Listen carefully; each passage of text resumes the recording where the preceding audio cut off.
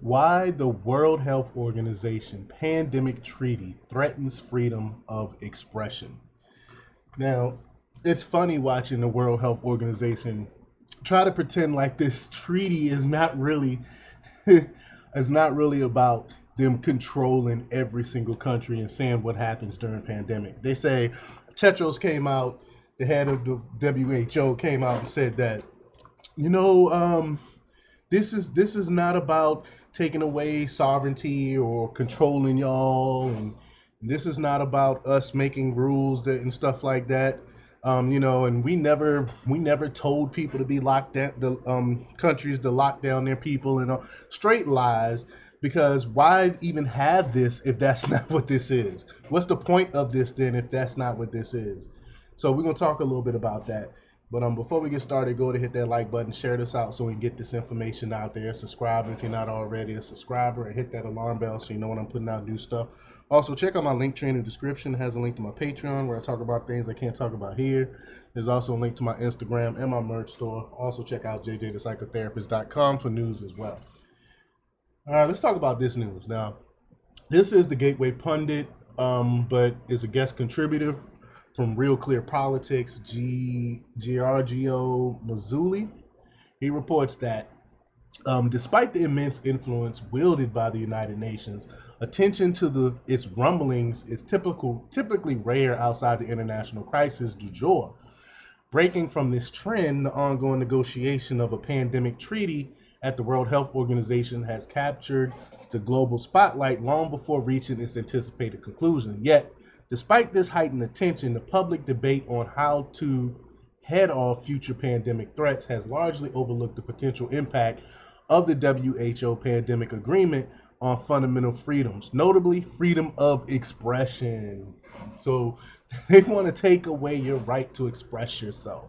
And again, they said, no, that's not what this is. So what's the point of the treaty then? What is it for then?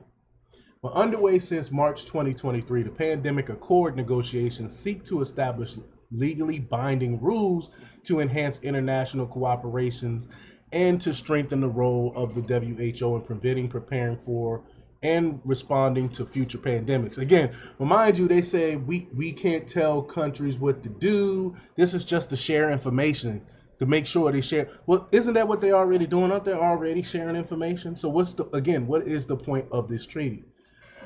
But to purportedly achieve these objectives, the draft text currently under consideration would commit parties to, quote, tackle such things as misleading information, misinformation, or disinformation without offering a definition for these terms or specifying how this would be done. It would also require the, quote, management of so-called infodemics, defined as, quote, too much information. False. Hold on. So I'm going to stop right there. So too much information is an infodemic. So they don't want you to be informed. That's too much information. False or misleading information in digital and physical environments during a disease outbreak, causing confusion as well as mistrust in health authorities. No, the mistrust in the health authorities is because of you guys. You guys created this mistrust. You are the ones that lied to us. You're the ones that keep switching up things and saying, "Oh, the science changed," and wonder why no one believes you. But these provisions cast a looming shadow of censorship that could alarm anyone who values open discourse and transparent governance, and they don't want that. Everyone agrees that life is precious and that states have an interest in protecting public health.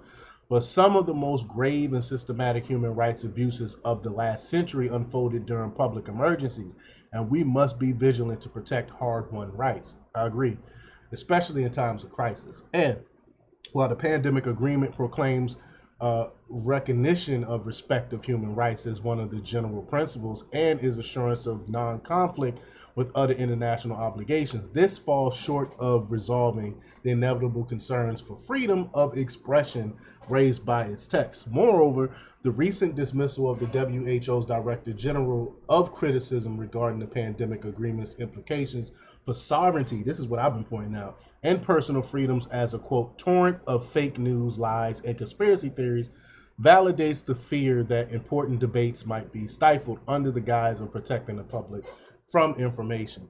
But again, we already know this. They already censored us. They already kick people off of platforms for speaking their truth.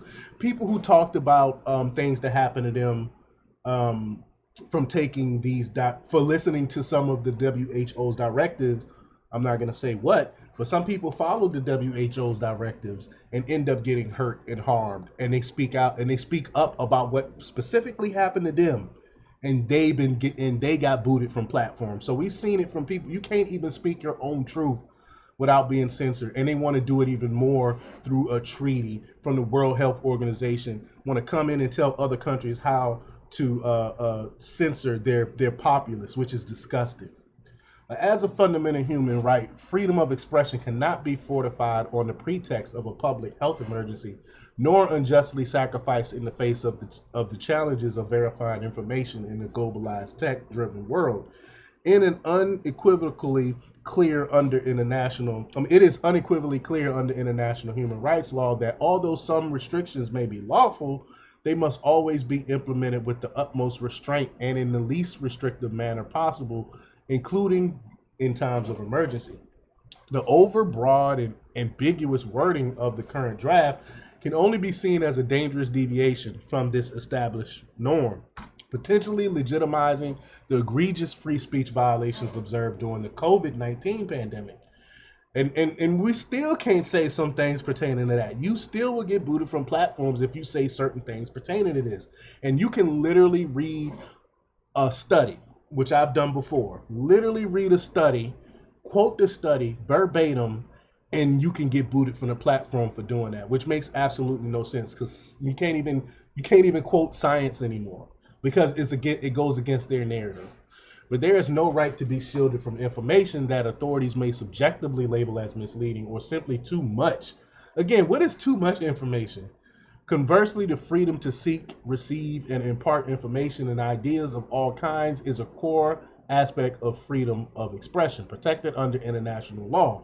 As such, it should be safeguarded as the cornerstone of a truly open and resilient society, enabling much needed scrutiny and accountability over critical public health decisions, as the COVID-19 pandemic has demonstrated. With the May 2024 deadline for the agreement's adaptation swiftly approaching, a timeline that negotiators view with increasing skepticism, will member states heed the call to ensure that public health imperative of effective preventing and responding to pandemics does not come at a cost of our fundamental freedoms. So get this out there, spread the word. Do not allow the World Health Organization to push this because they're trying to basically make it a law, international law, to censor you when they see fit. So don't allow this to happen. Let me know what you think. Leave your comments down below. Like, share, and subscribe, and check out jjthepsychotherapist.com for the latest in news. Until next time, peace.